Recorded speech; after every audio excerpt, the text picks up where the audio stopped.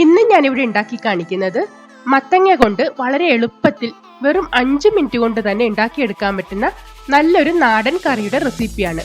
അതായത് മത്തങ്ങ പെരക്ക്. വളരെ കുറഞ്ഞ സമയത്തിനുള്ളിൽ ഉണ്ടാക്കിയെടുക്കാൻ പറ്റുന്ന ഈ ഒരു മത്തങ്ങ കറി മാത്രം മതി വയറ് നിറയെ ചോറുണ്ണാൻ. അത്രയ്ക്കും ടേസ്റ്റുമാണ്, ഉണ്ടാക്കാൻ വളരെ എളുപ്പവുമാണ്. ഈ ഒരു മത്തങ്ങ പെരക്ക് എങ്ങനെ ഉണ്ടാക്കുന്നതെന്ന് നോക്കാം. യമ്മി അടുക്കളയിലേക്ക് സ്വാഗതം.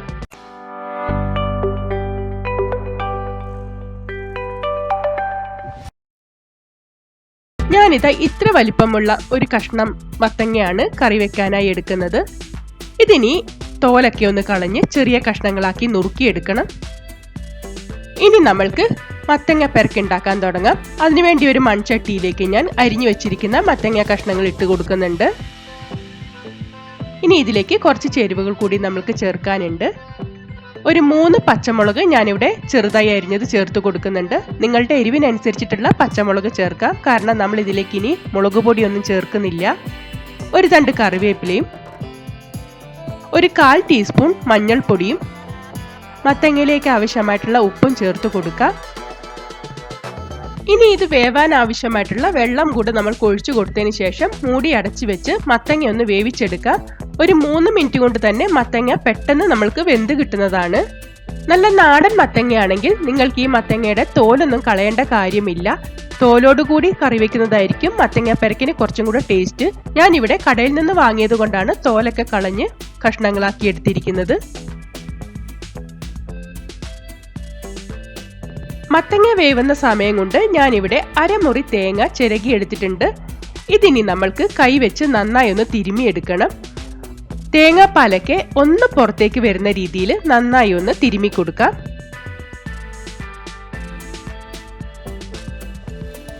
ഇത്ര മതിയാവും. ഇതിനി നമ്മൾക്ക് മാറ്റി വയ്ക്കാം. 3 മിനിറ്റിന് ശേഷം നമ്മൾക്ക് മൂടി തുറന്നു നോക്കാം. മത്തങ്ങയൊക്കെ ഇപ്പോൾ ഇവിടെ നന്നായി വെന്ത് വന്നിട്ടുണ്ട്. നന്നായി വെന്ത് ഉടയുന്ന ഒരു പാകമായിട്ടുണ്ട്. ഇനി നമ്മൾക്ക് ഫ്ലെയിം ഒന്ന് ലോ ഫ്ലെയിമിലേക്ക് ആക്കി കൊടുക്കാം. അതിനുശേഷം ഇതിലേക്ക് നമ്മൾ നേരത്തെ തിരുമ്മി വെച്ചിരിക്കുന്ന തേങ്ങ കൂടെ ചേർത്ത് കൊടുക്കാം.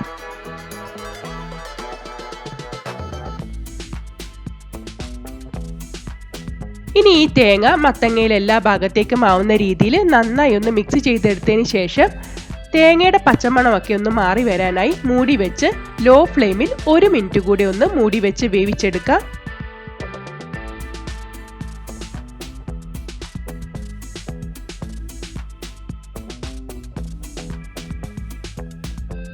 തേങ്ങയൊക്കെ ചേർത്ത് 1 മിനിറ്റ് ലോ ഫ്ലെയിമിൽ വേവിച്ചതിന് ശേഷം നമ്മൾക്ക് മൂടി തുറന്ന് നോക്കാം.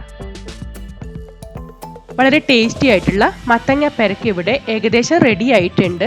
ഈ സമയത്ത് നമ്മൾക്ക് ഉപ്പ് നോക്കിയിട്ട് ഉപ്പ് ആവശ്യമെങ്കിൽ ചേർത്ത് കൊടുക്കാം. ഞാനിവിടെ ഒരല്പം കൂടെ ഉപ്പ് ചേർത്ത് കൊടുക്കുന്നുണ്ട്. ഉപ്പൊക്കെ ചേർത്ത് ഒന്നും കൂടെ ഒന്ന് ഇളക്കിയതിന് ശേഷം നമ്മൾക്ക് ഫ്ലെയിം ഓഫ് ചെയ്ത് കൊടുക്കാം. ഇനി നമ്മൾക്ക് ഇതിലേക്ക് കുറച്ച് കടുക് താളിച്ചൊഴിക്കണം. കടുകും ചെറിയുള്ളിയും കൂടി താളിച്ചൊഴിക്കുന്നത് നിങ്ങൾ സ്കിപ്പ് ചെയ്യാൻ പാടില്ല.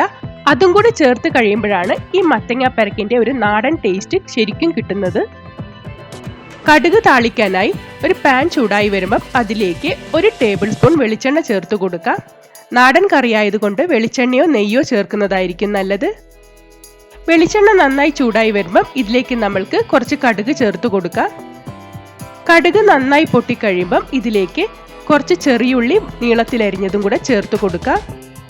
ഇനി ഈ ചെറിയുള്ളിയൊക്കെ നന്നായി ഒന്ന് വാടി വരുന്നത് വരെ നമ്മൾക്കൊന്ന് വഴറ്റി കൊടുക്കണം. ചെറിയുള്ളി ഒന്ന് മൂത്ത് വരുമ്പോഴത്തേക്കും ഇതിലേക്ക് 2 വറ്റൽമുളക് നുറുക്കിയതും 1 തണ്ട് കറിവേപ്പിലയും കൂടി ചേർത്തതിന് ശേഷം നമ്മൾക്ക് ഫ്ലെയിം ഓഫ് ചെയ്ത് കൊടുക്കാം. ഇനി ഇത് നമ്മൾക്ക് മത്തങ്ങ പെരക്കിലേക്ക് ചേർത്ത് കൊടുക്കാം. കടുക് താളിപ്പ് നമ്മളുടെ കറിയിലേക്ക് ചേർത്ത് കൊടുത്തതിന് ശേഷം നന്നായി ഒന്ന് മിക്സ് ചെയ്തെടുക്കാം. വളരെ ടേസ്റ്റി ആയിട്ടുള്ള മത്തങ്ങ പെരക്ക് ഇവിടെ റെഡി ആയിട്ടുണ്ട്. നമ്മൾ സാധാരണ മത്തങ്ങ കൊണ്ട് എരിശ്ശേരിയോ ചാറുകറിയൊക്കെ ഉണ്ടാക്കുന്നതിന് പകരമായിട്ട് ഇങ്ങനൊരു പെരക്ക് ഉണ്ടാക്കി നോക്കൂ. ഉണ്ടാക്കാനും എളുപ്പമാണ്. ഇത് മാത്രം മതി നമ്മൾക്ക് വയറ് നിറയെ ചോറുണ്ണാനും. അത്രയ്ക്കും ടേസ്റ്റിയാണ്. നിങ്ങൾ എല്ലാവരും ഇതുപോലെ ഒന്ന് ട്രൈ ചെയ്ത് നോക്കൂ. എല്ലാവർക്കും എന്തായാലും ഇഷ്ടപ്പെടുന്നതായിരിക്കും.